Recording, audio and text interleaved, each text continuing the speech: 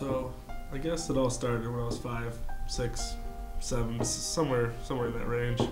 Well, my mom had this entertainment center with the TV and the 2 glass doors and the hold the VCR and the stereo, but we didn't have any of that. So she decided to put porcelain figurines in there. So every day I'd walk by, and then one day I decided to grab one and hide it in my room to see if she would notice. And of course she didn't notice. It was one of 20. So every day I passed by, I would take one and I would hide it in my room. I would get a little excitement, like if she was watching TV or she'd walk by and she would not notice. So day by day I'd take one, and at the end I had 6. And then she finally noticed.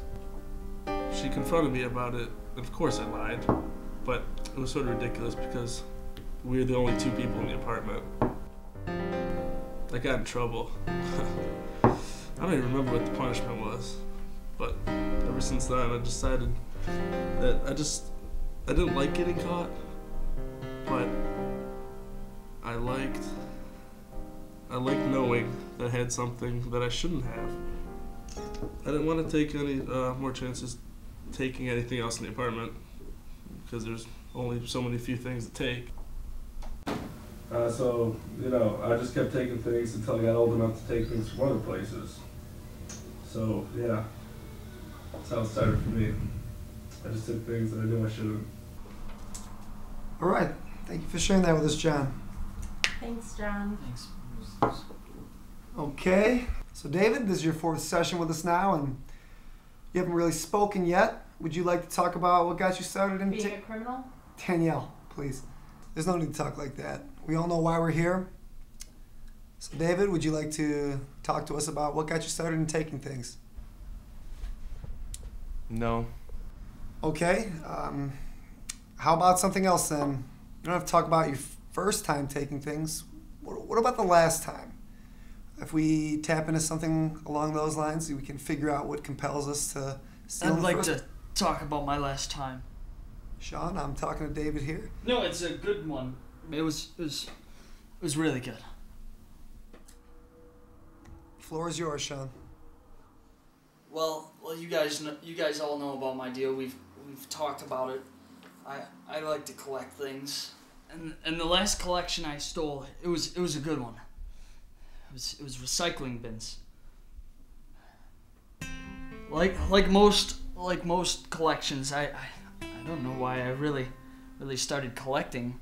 It was garbage day, and I was just walking by, and I just had to fucking take that. So I run it back to my place, and I hide it. I hide it back in the backyard. I had to get it after another one. And after a while, it was too easy to start collecting on garbage day. So I made rules. I couldn't take more than 2 on one day, and I couldn't even take them on garbage day. I had to make sure at least a quarter of the bins were taken from inside the garage or something like that. I collected them from different areas. Got a few different colors. When I got to 50, I drove them off to a school, and I stuck them in the parking lot. Okay. Thank you for sharing that with us, Sean. Yeah. Yep. Thank you. Thanks, John. Now, what Sean's talking about here is what we're always talking about. And that's why we feel the need to steal. It's about first accepting what we do, recognizing why we do it, and then figuring out how to stop it in the first place. I know it doesn't always seem like it, and just hearing other people talk about their experiences seems like enough. But when you actually start to share your experiences and get your feelings out there, you can actually start to analyze. Yeah, I'd like to talk about that. Why I steal. All right. Good. Great.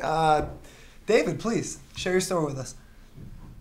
Well, I feel like I'm a bit different from the people here. Not to say that I'm any better than you guys. Of course not. But I listen to you guys talk, and I just don't feel like this is the right support group for me. I think I'm in the wrong place, and like you guys seem like you're really driven by the compulsion to steal, and I don't think that's what compels me. We're kleptomaniacs.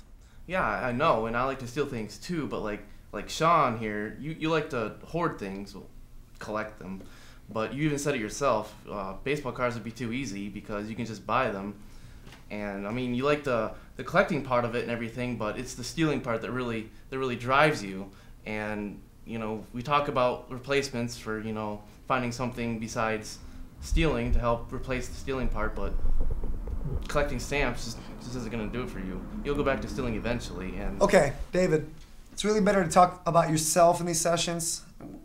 What you're doing, and it's very common for people early on, is you're trying to place blame on other people. Yeah, I know. I'm getting the me part. I'm just saying, you know, that's what it's like for you guys, or at least what I think it's like for you guys. For me, it's a little different. It's not the stealing that makes it exciting. It's not the stealing part or the breaking in part.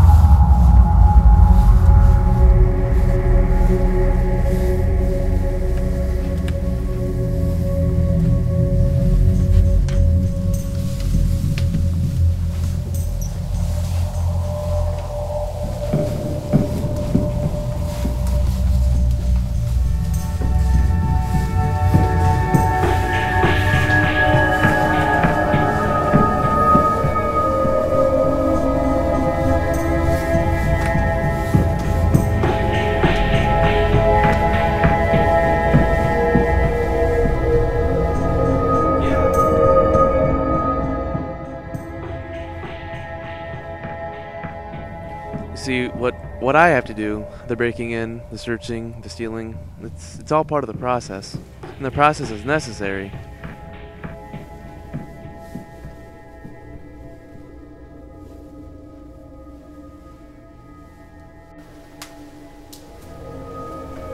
Not necessarily like it is for you guys, though. You know, it's not the process that makes it worthwhile. The process is only necessary because what I do would be impossible without it.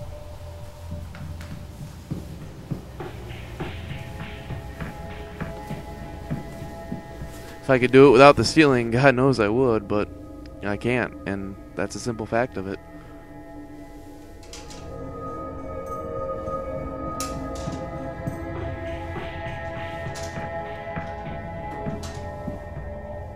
When I'm done, I feel like I've accomplished something no one else has. You take an object from someone, and it's going to change how they act in the future. They're going to have to change the channels manually now that you took their remote, or they're going to have to get a new ashtray because you took that from them.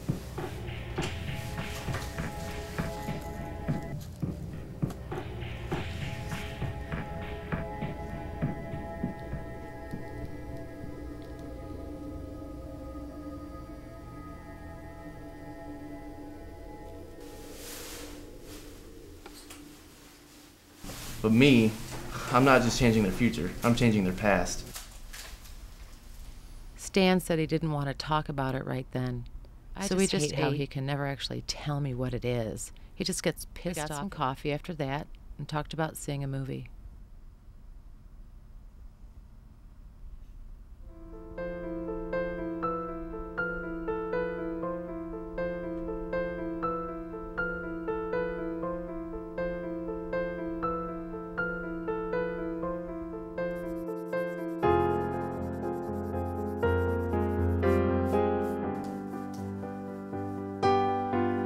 Spent the day at the zoo today. I went by myself.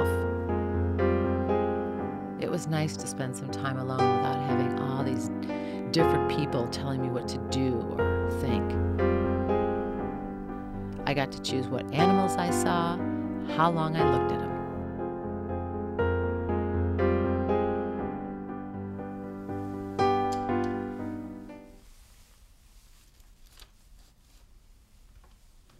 Or maybe I'm not. I don't know. Maybe every diary I've ever rewritten, the person immediately turned to the page and knew it wasn't their memory. But just a chance, you know, just a chance that at some point, years, months from now, they'll flip to that diary and think, wait a minute, I don't remember going to the zoo, but I must have.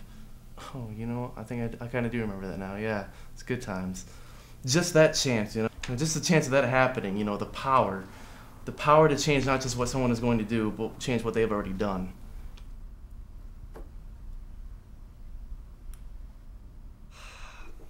All right. Thanks for sharing that with us, David.